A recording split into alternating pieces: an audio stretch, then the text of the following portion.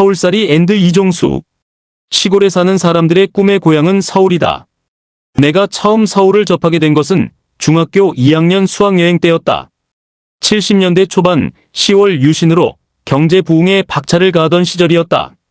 말로만 듣던 남대문을 직접 보게 되었고 현판이 남대문이 아닌 숭례문으로 되어 있다는 것도 그때 처음 눈으로 확인했다. 국립박물관도 신축 중이었던 듯 그 앞에서 도열의 기념 촬영을 한 기억이 난다. 창경궁도 둘러보았다. 서울 지하철도 한창 건설되고 있었다. 철없던 어린 시절의 서울 방문이었다. 서울에 관한 속담이 예로부터 많이 전해온다. 사람이 나면 서울로 보내고 말이 나면 제주도로 보내라. 서울 사람의 옷은 다듬이 힘으로 입고 시골 사람의 옷은 풀 힘으로 입는다. 서울이 무섭다니까 남태령에서 긴다. 서울 까투리가 시골 의뭉이에게 속는다. 서울놈은 비만 오면 풍년이란다. 서울 사람은 돈베젓은 알아도 홍어 맛은 모른다. 모로가나 기어가나 서울 남대문만 가면 그만이다. 서울에 가면 눈 뜨고 코를 베어간다. 서울 가본 사람과 안 가본 사람이 우기면 안 가본 사람이 이긴다. 이런 서울 관련 속담이 거의 70개에 이른다고 한다. 서울이 하도 넓고 복잡하다 보니 한 번 가본 사람이 설명하기도 어렵고 안 가본 사람이 가본 것처럼 허풍을 떨어도 반박하기 어렵다는 뜻이 담겨 있다. 참고로 돈베젓은 전어의 내장 중 위로 담근 젖으로 속젓밤젓이라고도 불린다. 학교를 졸업한 뒤에는 취직시험을 치르러 서울을 몇 차례 오르내렸고 군 복무 중에는 거여동 교육사령부에서 7주 정도 교육을 받기도 했다. 본격적인 서울살이가 시작된 것은 80년대 말 무렵이었다. 88 서울올림픽을 얼마 남겨두지 않은 시점에 인사발령으로 서울에 오게 되었다. 결혼한 지 1년여가 지났지만 주말 부부로 지내던 시기였다. 마침 서울을 잘 아는 직원이 맛집들을 소개해 주었다. 종각의 이문설렁탕, 조흥은행 본점 앞에 하동관, 명동의 냉면집, 오장동 냉면집, 삼청동 칼국수집 등이었다. 곳곳에 맛집을 다니며 서울의 다양함에 감탄했던 한편 서울 사람들이 서울 이외의 곳은 모두 시골이라 부르는 것에 자존심이 상하기도 했다. 아내는 시골에서 교직 생활을 하고 있었고 자취 경험도 없었던 터라는 수없이 하숙을 구했다. 이렇게 서울 생활이 시작되었다. 하숙을 시작한 지 한 달여가 지났을 무렵 아들이 태어났다는 소식을 들었다. 감개무량했다. 소식을 듣자마자 시골로 내려가 며칠간 산후조리를 도왔다. 서울에 꼭 있어야 할 이유가 있었던 것은 아니었지만 제대로 된 경력을 쌓으려면 서울 생활은 필수였다. 모든 정보가 서울에 집중되어 있었고 동기들 대부분도 서울로 올라왔다. 물론 지방에 정착하거나 지금도 그곳에서 생활하는 이들도 있었다. 직장 내에서의 승진시험도 넘어야 할 관문이었다. 많은 이들이 여관에서 생활하며 준비했고 상당한 기간이 걸리는 경우도 많았다. 시험은 통상 초봄에 있었는데 10여 년이 지나도록 통과하지 못하거나 평생에도 안 되는 경우도 있었다. 2년 후 아내가 서울 중구장충여중으로 전근을 왔다. 당시 나는 하숙을 청산하고 친구와 구로동에서 자취를 하고 있었다. 친구 중 한 명은 지방 발령이 나자 회사를 그만두었는데 탄탄한 경력과 역량 덕에 금세 재취업에 성공했다. 또 다른 친구는 평택 쪽으로 발령이 나 한동안 그곳에서 지냈고 한 선배는 아예 영국으로 주거지를 옮기기도 했다. 자취방은 단칸방에 부엌이 딸린 곳으로 간단한 취사는 가능했다. 평소에는 끼니를 사서 먹었고 휴일에는 라면으로 끼니를 때우는 편이었다. 언젠가 여의도 순복음교회 앞을 지나다 때가 잔뜩 묻은 고등학생쯤 돼 보이는 아이를 만났다.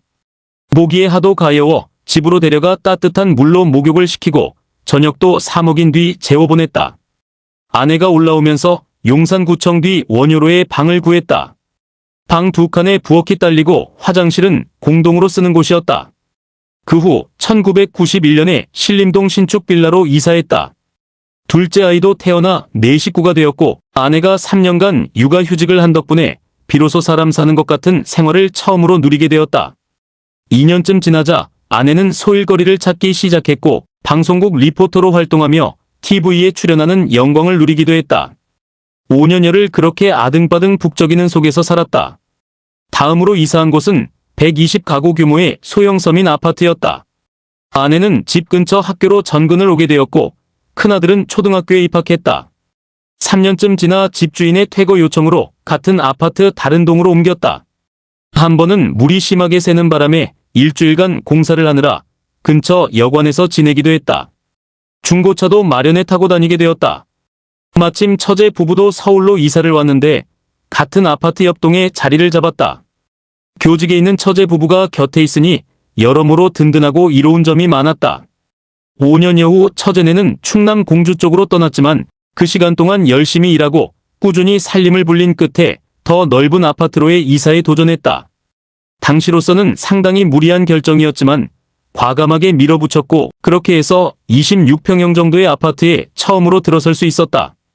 거실은 아직 좁았지만 큰아들은 중학생이 되었고 작은아이는 초등학교 고학년이 되었다. 3년 정도를 살다 보니 보다 나은 교육 환경으로의 이주가 필요해졌다. 큰아들의 학원이 서초동에 있었고 아이들이 길에서 소비하는 시간을 줄이려면 그쪽으로 가는 수밖에 없었다. 다시 한번 무리를 감수하며 서초동으로 이사했다. 큰아들은 이사해도 기존 학교를 계속 다녔고 중학교 2학년이던 작은아이는 학교를 옮기기로 했다. 전학 면담 자리에서 교장 선생님이 의아해하는 분위기였는데 기분이 썩 좋지 않았다. 강남은 생각보다 훨씬 다른 세계였다. 반의 3분의 1이 영어 만점을 받는 학교에서 작은아이의 성적으로 그 명문 중학교를 다니는 것 자체가 어불성설이었다. 초반에는 적응에 상당히 애를 먹었지만 차츰 나아졌다. 아이들 대부분이 내로라 하는 집안의 자제들이었고 해외 경험도 풍부했다. 문화와 생활 방식의 차이로 인해 평범한 재력과 경력으로 버티기가 결코 만만치 않은 곳임을 새삼 실감했다. 재산이 10억 원도 없이 강남에 사는 것은 간 큰 짓이라는 말이 절감되었다. 무늬만 강남에 사는 셈이었고 최소한의 비용으로 잠시 머문다고 여기며 6년을 지냈다. 삶의 양식이 다르다는 것을 뼈저리게 느꼈다.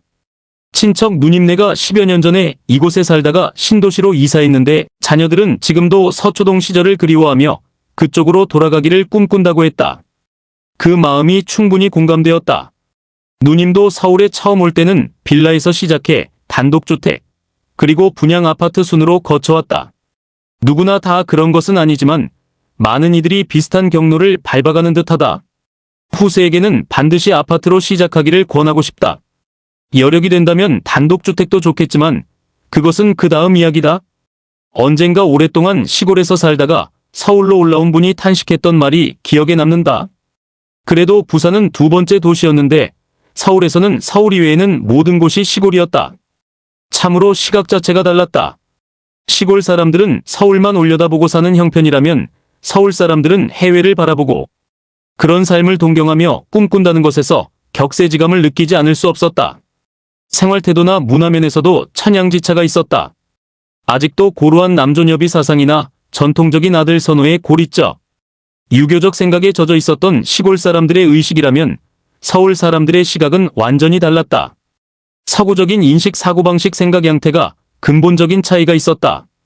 동경이나 상해나 북경 런던 파리 등에서의 선진국을 동경하고 그런 삶을 기대하고 그렇게 닮아가려 하는 경향도 엿보였다.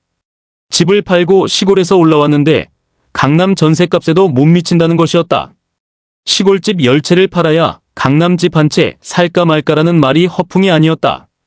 어찌되었든 아파트부터 시작하는 것이 맞고 가능하다면 강남 3구에서 출발하는 것이 현실적으로 유리하지 않을까 싶다. 한 번은 서초동 아파트에 전세금을 올려줄 일이 생겼는데 그 부담은 상상을 초월했다.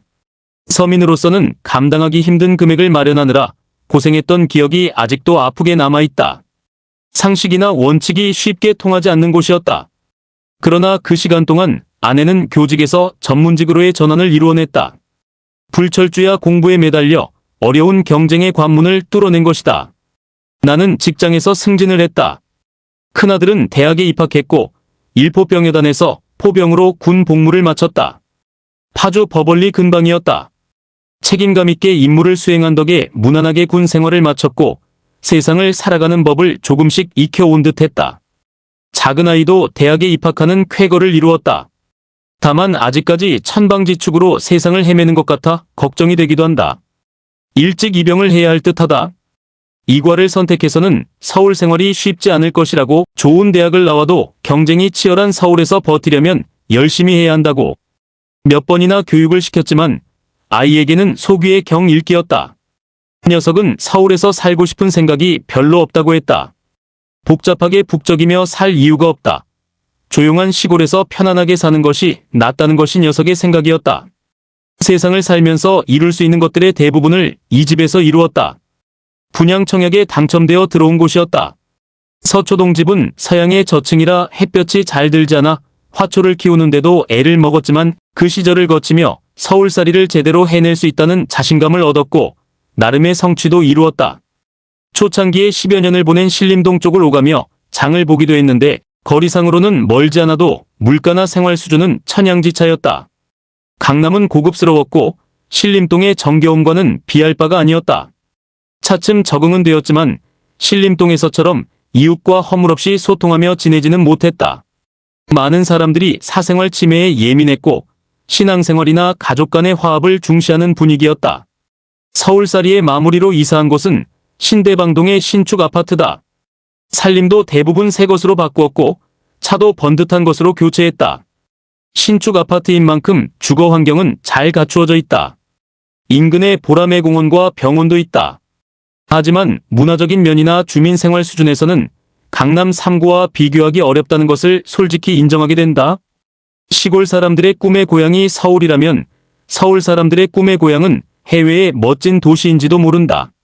서울이 국제적인 도시가 아니라서가 아니라 더 나은 삶의 질을 향해 끊임없이 나아가고자 하는 욕구의 표현일 것이다. 서울에서 생활한 지도 어느새 20여 년이 지났다. 서울 사람이 되었다고 할 수 있을지 모르겠지만 시골에 대한 향수만큼은 여전하다.